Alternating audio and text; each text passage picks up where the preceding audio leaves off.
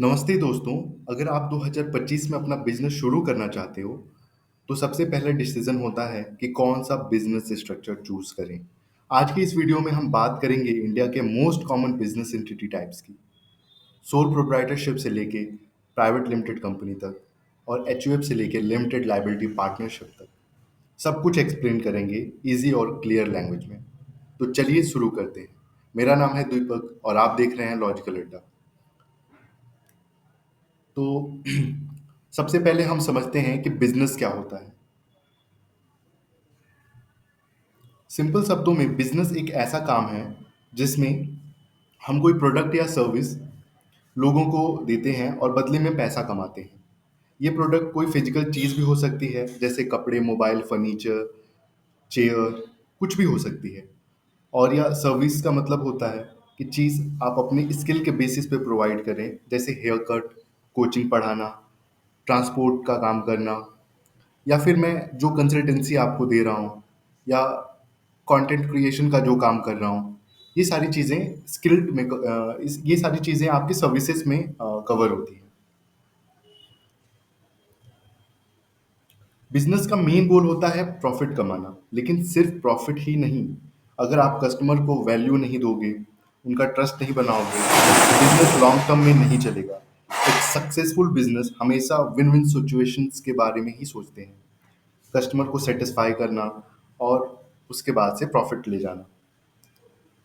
तो ये तो होता है बिजनेस।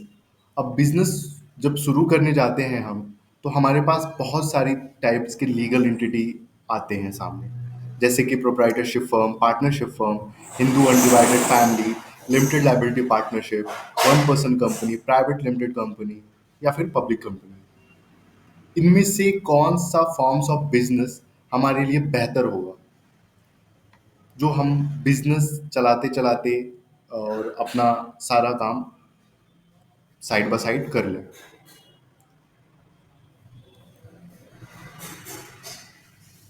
सबसे पहला होता है, सबसे पहले फॉर्म्स ऑफ बिजनेस की बात करते हैं तो प्रोप्राइटरशिप फॉर्म आते हैं। सोल प्रोप्राइटरशिप सबसे सिंपल और कॉमन बिजनेस टाइप है। ये उन लोगों के लिए परफेक्ट है जो छोटा बिजनेस या सर्विस स्टार्ट कर रहे हैं, जैसे कि फ्रीलांसर, दुकानदारी या लोकल वेंडर। इसमें रजिस्ट्रेशन ऑप्शनल होता है। इनकम टैक्स आपके नाम पे लगता है, यानी कि आपकी इंडिविजुअल स्लैब में कवर होता है। बट इसकी जो लाइबिलिटी होती है ना, लॉस या लोन का, वो कंप्लीटली प्रोप्राइटर के ऊपर होता है। मतलब उसको अपने पर्सनल असेट से उसको सेट ऑफ करना पड़ जाएगा अगर ये सारी चीज़ें उसके सामने आती हैं तो। दूसरे हैंड पे हम अगर बात करते हैं तो पार्टनरशिप फर्म है। पार्टनरशिप फर्म में बस सारी चीज़ें सेम रहेंगी, बट आपको थोड़ा सा फायदा इस बात का मिल जाएगा कि लाइक आप दो या दो से अधिक पार्टनर हो सकते हैं। और आपके कामकाज के तौर तरीके, कामकाज आपस में डिवाइड हो सकते हैं। बट इसमें भी लाइबिलिटी अनलिमिटेड होती है। वो दोनों, ये जितने भी पार्टनर्स होंगे उनकी उनको अपने बिहाफ पे उनको सारी चीज़ों को सेट ऑफ करना पड़ेगा, बियर करना पड़ेगा अगर कोई लोन या फिर लॉस होता है तो। इसमें कंट्रोल जो होता है वो पार्टनरशिप अग्रीमेंट के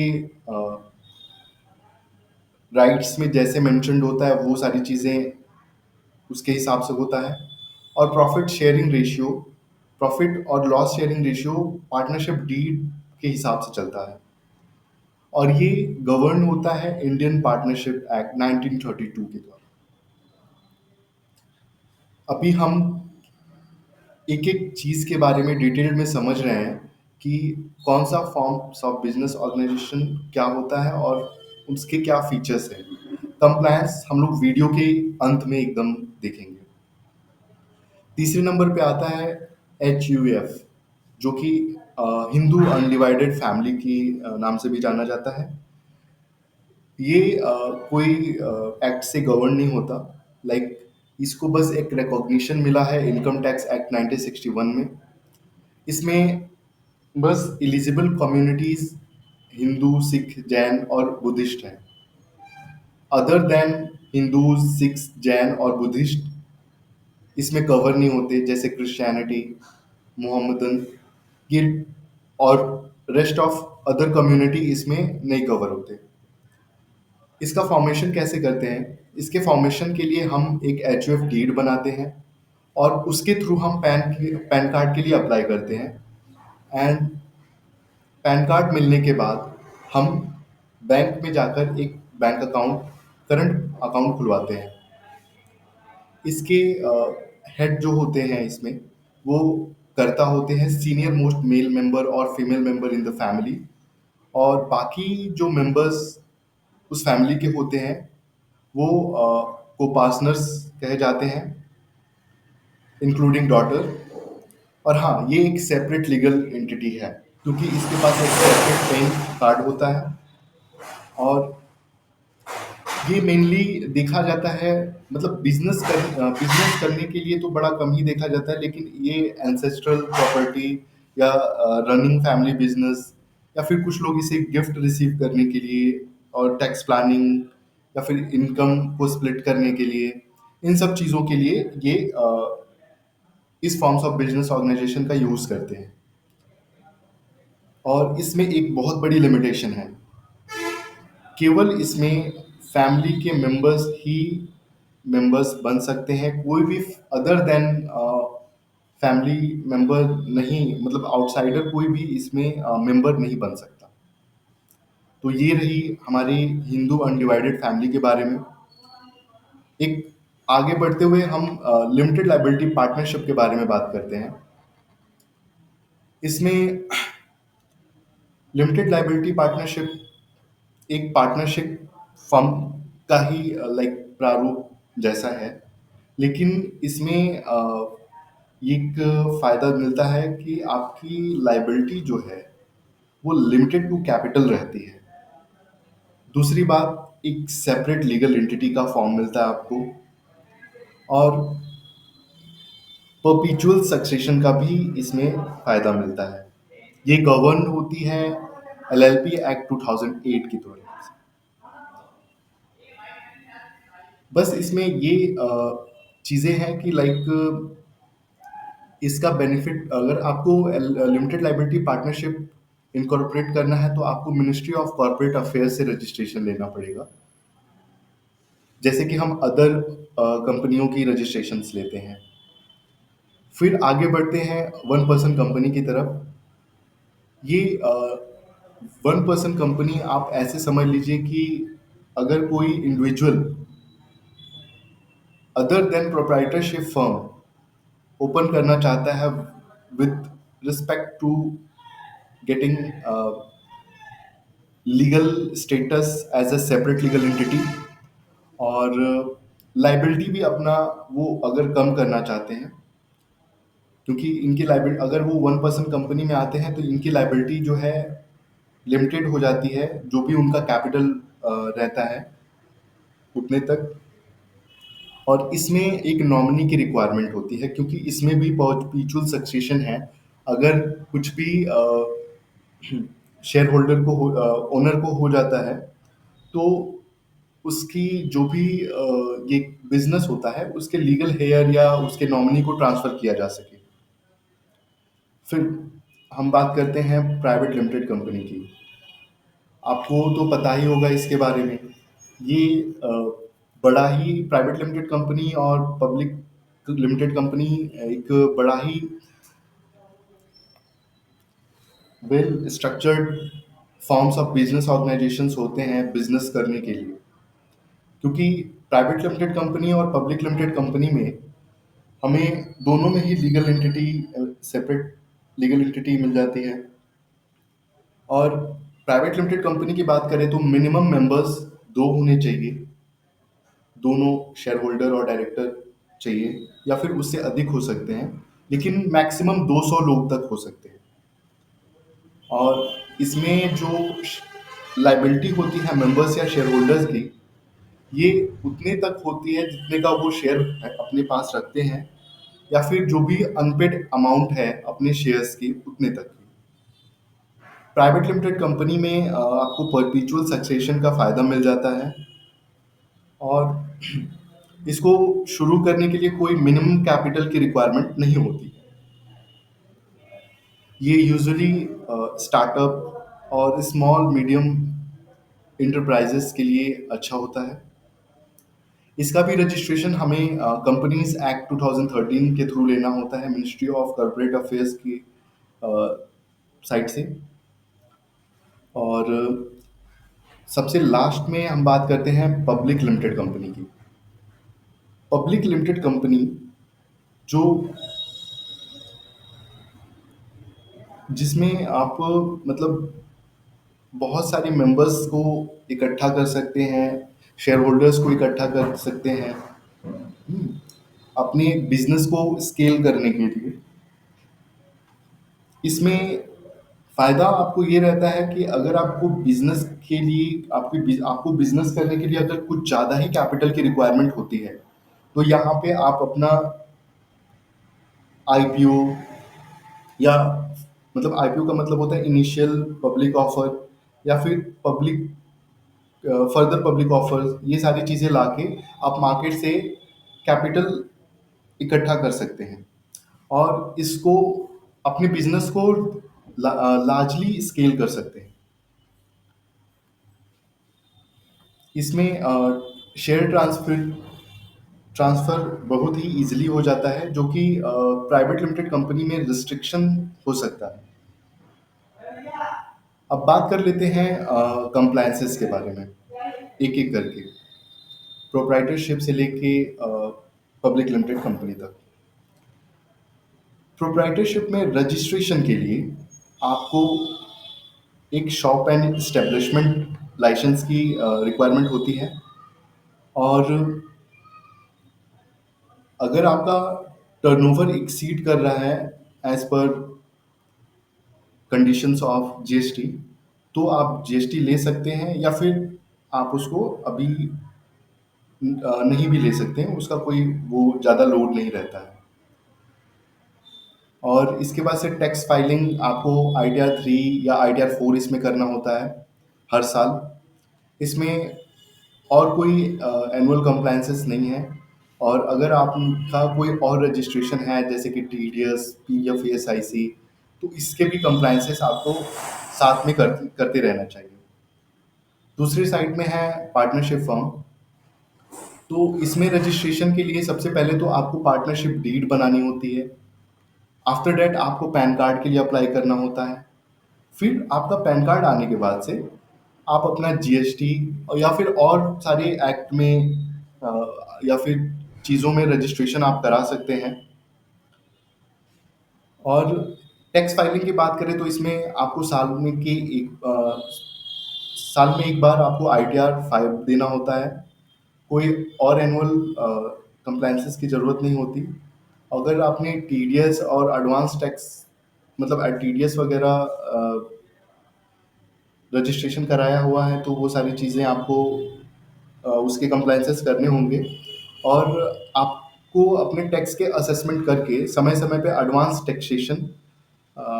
टैक्स फाइल करना होता है, और बुक्स वगैरह भी मेंटेन्स करने होते हैं अकाउंट्स के।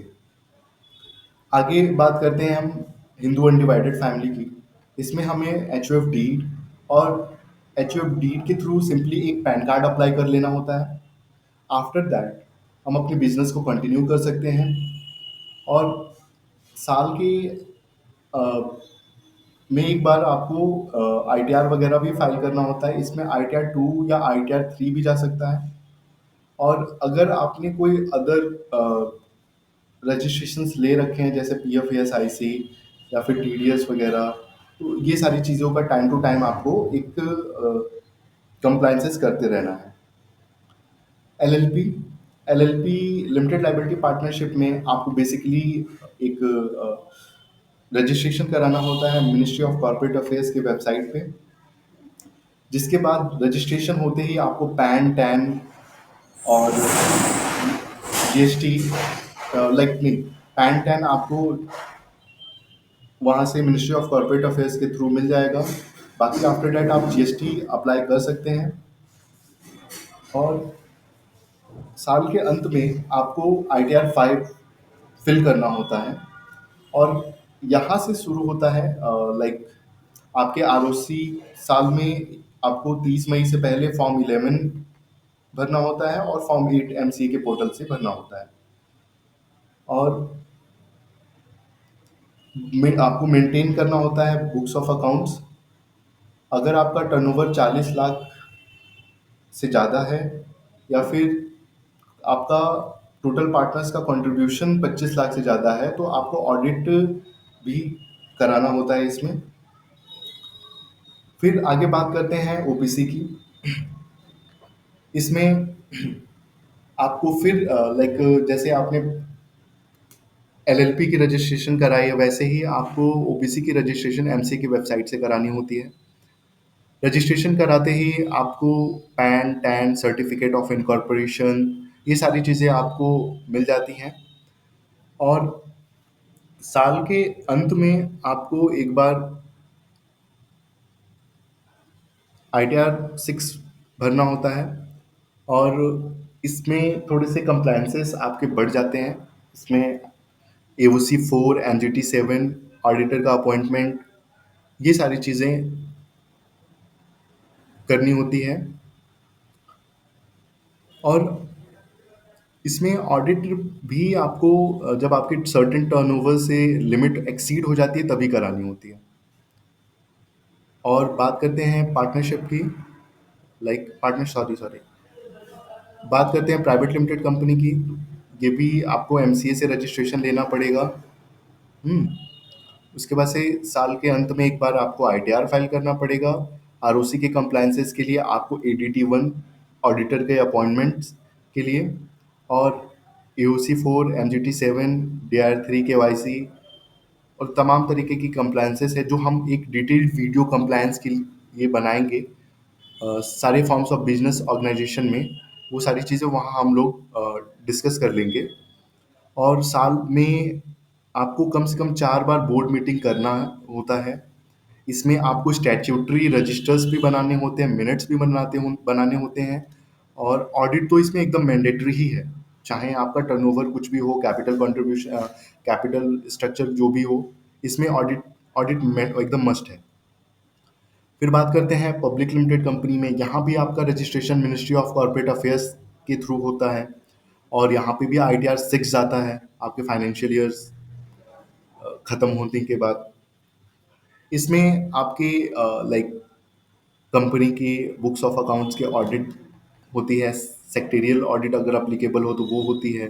फिर आरओसी की फाइलिंग्स आपको करनी होती है जैसे ADT 1 लाइक ऑडिटर के अपॉइंटमेंट के लिए, AOC 4 board report, director report, इन सब चीज़ों के लिए, MGT 7 list of shareholders ये सारी चीज़ें अपडेट करने के लिए।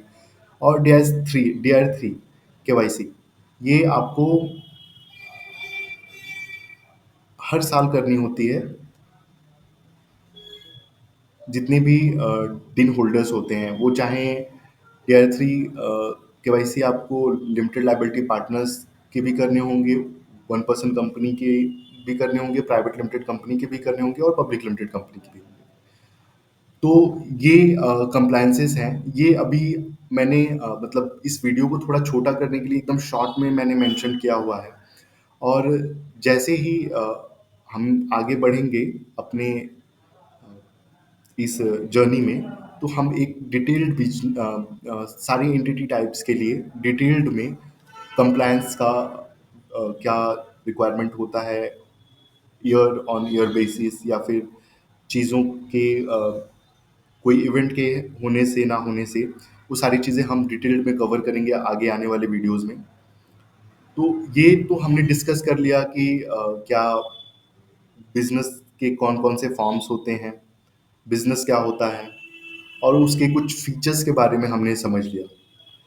और थोड़ा बहुत तो हमने कंप्लायंस के बारे में भी समझ लिया। अब हम समझते हैं कि बिजनेस कैसे स्टार्ट करते हैं 2025 में।